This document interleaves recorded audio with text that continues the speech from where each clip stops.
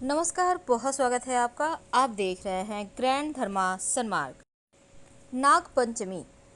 नाग पंचमी के दिन महिलाएं नाग देवता की पूजा करती हैं। वैसे श्रावण माह के शुक्ल पक्ष की पंचमी तिथि को नाग पंचमी का त्यौहार मनाया जाता है।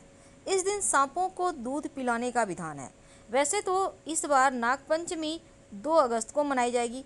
अब नाग देवताओं की पूजा के लिए श्रावण मास की पंचमी तिथि सर्वश्रेष्ठ है, क्योंकि सनातन धर्म में जो सांप होते हैं उसको पूजनीय माना गया है और भगवान श्री विष्णु भी शेष नाग में ही विराजित होते हैं। तो नाग पंचमी का त्योहार, क्योंकि महिलाएं इस दिन नाग देव की पूजा करती हैं, महिलाएं इस दिन अपने परिजनों के लिए पूजा करती हैं और सनातन धर्म में शगुन का स्थान विशेष है। तो शुभ मुहूर्त रहेगा सुबह 6:05 से 8:41 तक, कुल 2 घंटे 36 मिनट का वक्त है।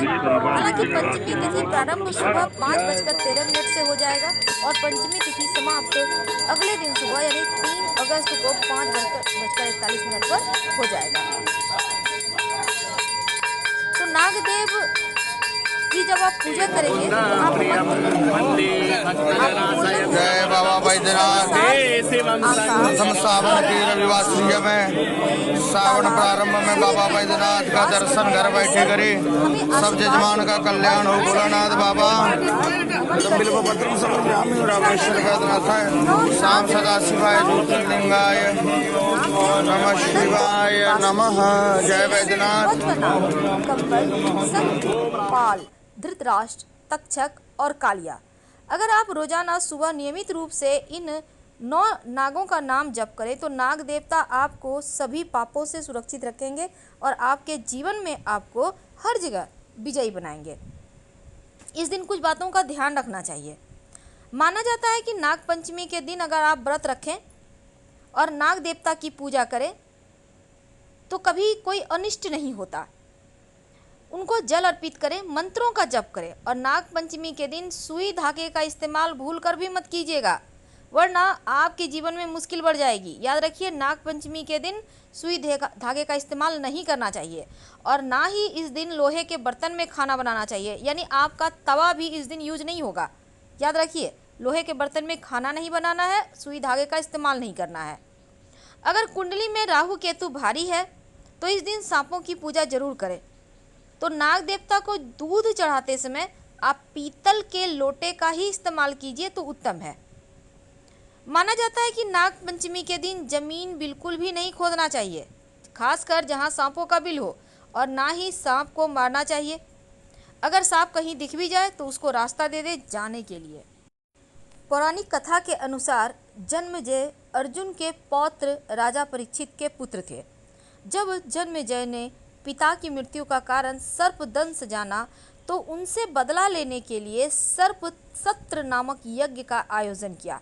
नागों की रक्षा के लिए यज्ञ को ऋषि आस्तिक मुनि ने श्रावण मास की शुक्ल पक्ष की पंचमी के दिन रोक दिया और नागों की रक्षा की। इस कारण तक्षक नाग के बचने से नागों का वंश बच गया और आग के ताप से नाग को बचाने के लिए ऋषि ने उन पर कच्चा दूध डाला था।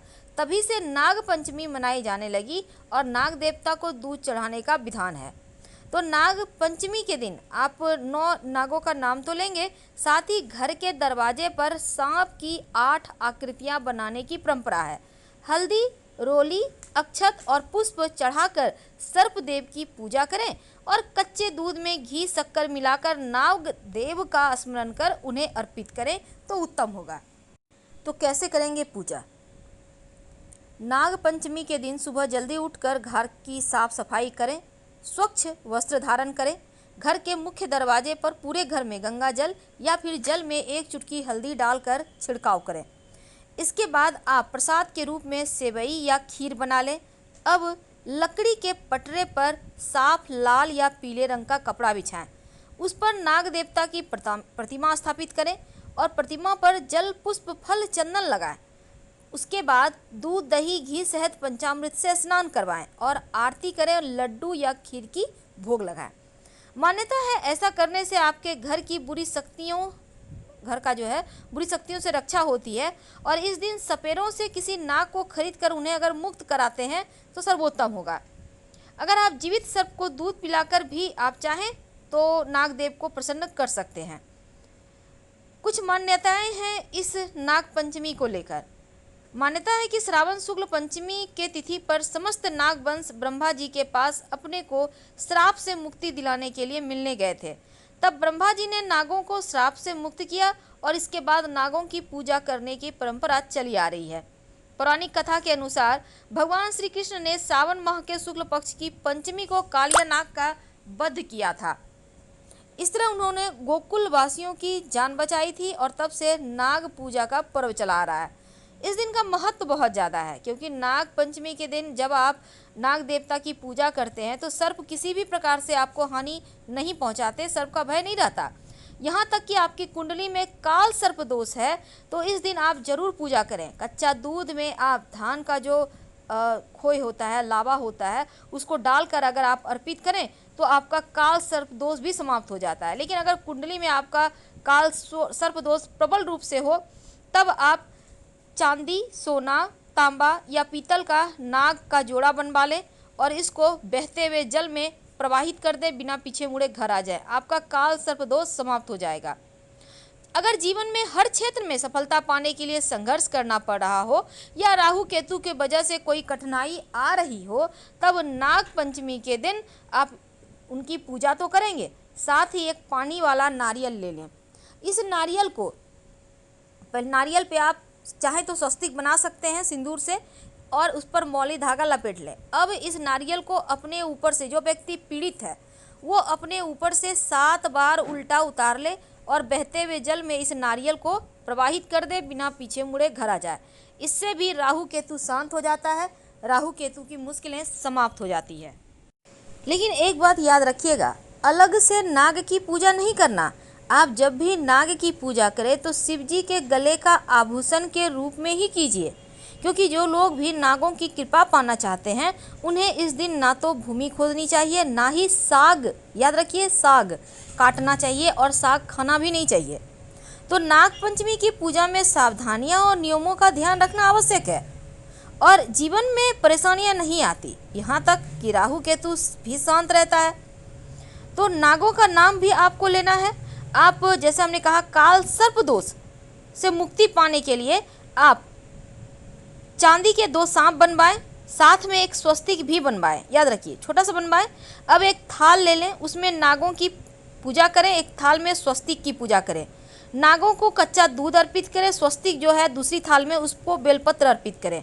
अब मंत्र बोले नागेंद्र हराय नमः, इस मंत्र का जप करें और नागों को शिवलिंग पर अर्पित करें और स्वस्तिक को गले में धारण करें। यह भी महाप्रयोग में से एक है। अगर कुंडली में विषयोग हो तब ऐसे शिवजी के मंदिर में जाएं जहां पर शिवलिंग के ऊपर सर्प का छत्र हो। शिवलिंग पर पंचामृत ऐसे अर्पित करें कि वो नाग के ऊपर से होता हुआ शिवलिंग पर आए। इसके बाद गंगा जल की धारा अर्पित करें। आप चाहें तो शिव तांडव स्रोत का पाठ कर सकते हैं या फिर मंत्र बोलें ओम नमो नीलकंठाय, इस मंत्र का जप करें। सभी विष योग, दुष्ट योग समाप्त हो जाएंगे। इस दिन नाग पूजा में हल्दी का प्रयोग जरूर करना चाहिए और पूजा के बाद मिठाई का भोग नाग देव को जरूर लगाएं। तो हम आपसे विदा लेते हैं। हालांकि इस दिन नाग पंचमी के दिन मंगला गौरी का व्रत भी है, तो माँ पार्वती को समर्पित है। तो इस दिन भगवान शिव, माँ पार्वती और नाग देव तीनों की ही पूजा होगी और ऐसा शुभ संयोग बार बार नहीं बनता, इसलिए आप पहले से तैयारी कर लें। और आप शिव जी आए हैं आपके कष्ट मिटाने इस पृथ्वी लोक पर, तो क्यों ना कुछ खास उपाय करके आप अपनी कुंडली के हर दोष समाप्त कर दें। तो हम आपसे विदा ले रहे हैं। जानकारी अच्छी लगे तब लाइक कर सब्सक्राइब करें, कमेंट करें। हर हर महादेव, धन्यवाद।